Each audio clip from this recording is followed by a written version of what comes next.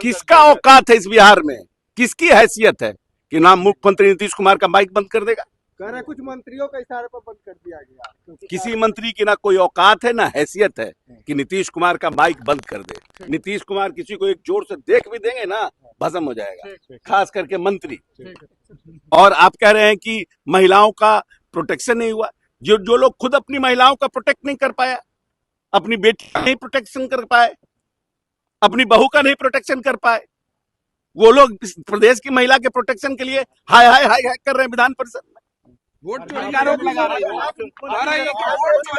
अरे वोट चोरी का आरोप लगा रहे हैं तो इसके लिए साक्ष्य के साथ कोर्ट जाइए ना। यहां हल्ला करने से क्या होगा?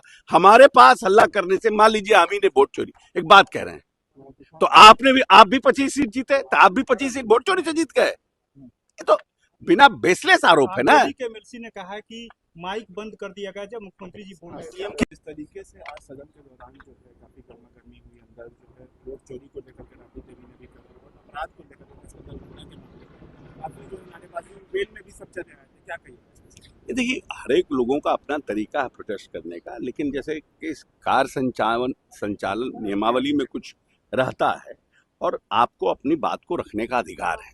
आप अपनी बात को रखिए, सरकार संज्ञान लेती है, फिर जब बहस होता है तो सरकार प्रिपेयर्ड होकर आती है, आप भी प्रिपेयर्ड होकर आते हैं और उस पर बहस होता है और उस बहस को सार्वजनिक किया जाता है, लाइव स्ट्रीम होता है, चलता है, जनता देखती है, क्योंकि जनता ही मालिक है ना इस डेमोक्रेसी का।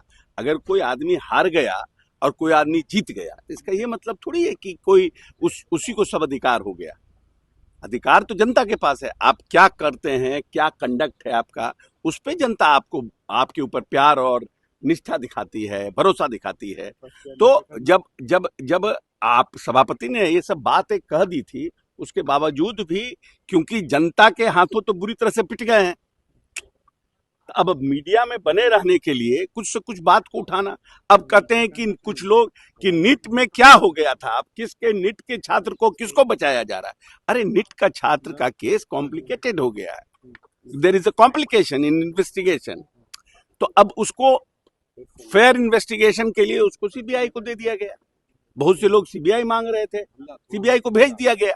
अब सीबीआई नहीं देते तब कहते कि ये लोग सीबीआई नहीं भेज रहे हैं। इन्हीं के लोगों ने कहा कि सीबीआई दे दीजिए, हम लोगों ने सीबीआई दे दिया। अब जिस दरभंगा का केस है, 1.5 घंटे में उसकी गिरफ्तारी हो गई। अब पास्को का एफआईआर नहीं किया जाता है पास्को केस में, निर्भया केस के बाद ये सुप्रीम कोर्ट का ऑर्डर है। तो आपको बात समझना नहीं है, झूठ मूठ का ऐसे ही हंगामा करना है।